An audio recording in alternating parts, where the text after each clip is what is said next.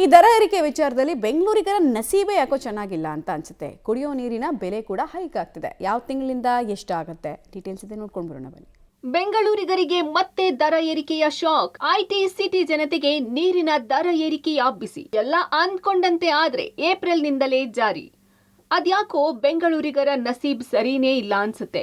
ದರ ಏರಿಕೆಯ ಬಿಸಿಯಿಂದ IT city ಜನತೆ ಈಗಾಗಲೇ ಬಸವಳಿದಿದ್ದಾರೆ. ಈಗ ವಾಟರ್ ಬಿಲ್ ಏರಿಕೆಗೆ ಬಿಬಿಎಂಪಿ ಮುಂದಾಗಿರುವುದು ಸಿಲಿಕಾನ್ ಸಿಟಿ ಮಂದಿಯ ನಿದ್ದೆಗೆಡಿಸಿದೆ. 2014ರಿಂದ ಕಾವೇರಿ ನೀರಿನ ದರ ಏರಿಕೆ ಕಂಡಿಲ್ಲ. ಹೀಗಾಗಿ ಜಲಮಂಡಳಿ ಸತತವಾಗಿ ದರ ಏರಿಕೆ ಪ್ರಸ್ತಾವನೆ ಕೊಟ್ಟಿದ್ದು, ಕೊನೆಗೂ ಈ ವರ್ಷ ದರ ಏರಿಕೆ ನಿರ್ಧಾರ ಮಾಡಿದ್ದಾರೆ.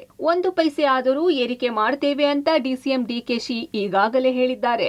ಈ ಸಂಬಂಧ ನಿನ್ನೆ ಬಿಬಿಎಂಪಿ ಬಜೆಟ್ ಮೀಟಿಂಗ್ ನಡೆದಿದ್ದು, ಬಜೆಟ್ ಮೀಟಿಂಗ್ನಲ್ಲೂ ನೀರಿನ ದರ ಏರಿಕೆ ಬಗ್ಗೆ ಚರ್ಚೆ ಆಗಿದೆ. ಸಭೆಯಲ್ಲಿ ಕಾಂಗ್ರೆಸ್ನ ಸಚಿವರು, ಶಾಸಕರು, ವಿಧಾನಸಭಾ ಪರಿಷತ್ ಸದಸ್ಯರು ಬೆಲೆ ಏರಿಕೆಗೆ ಸಮ್ಮತಿ ಸೂಚಿಸಿದ್ದಾರೆ. ಎಲ್ಲವೂ ಅಂದುಕೊಂಡಂತೆ ಆದ್ರೆ ಏಪ್ರಿಲ್ 1ರಿಂದಲೇ ನೂತನ ದರ ಜಾರಿಯಾಗುವ ಲಕ್ಷಣ ಇದೆ.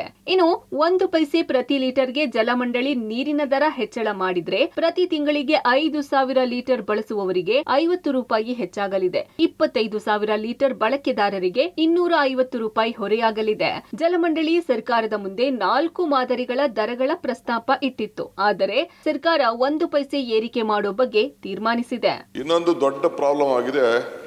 2014ರಿಂದ ಸುಮಾರು 11 ವರ್ಷ ಆಗಿದೆ, ಇಲ್ಲಿವರೆಗೂ ಆ ವಾಟರ್ ಪ್ರೈಸೇ ರೈಸ್ ಮಾಡಿಲ್ಲ. ಅಟ್ಲೀಸ್ಟ್ ಈಗ 1 ಪೈಸಾರು ರೈಸ್ ಮಾಡಬೇಕು ಅಂತ ತೀರ್ಮಾನ ಮಾಡಿದ್ವಿ. ಮಿನಿಮಮ್ 1 ಪೈಸಾರು, ಅಟ್ಲೀಸ್ಟ್ 1 ಪೈಸಾರು ಮಾಡಿದ್ರೆ ವರ್ಷಕ್ಕೆ 1,000 ಕೋಟಿ ಲಾಸ್ ಆಗ್ತಾ ಇದೆ. ಪವರ್ ಬಿಲ್ ಜಾಸ್ತಿ ಆಗ್ತಾ ಇದೆ.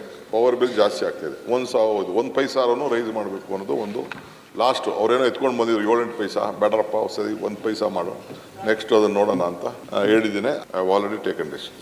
ಒಟ್ಟಾರೆ ಸರ್ಕಾರದ ಅನುಮತಿಗಾಗಿ ಬಿಬಿಎಂಪಿ ಕಾಯುತ್ತಾ ಇದ್ದು, ಏಪ್ರಿಲ್ 1ರೊಳಗೆ ಆದೇಶ ಹೊರಬೀಳುವ ಸಾಧ್ಯತೆ ಇದೆ.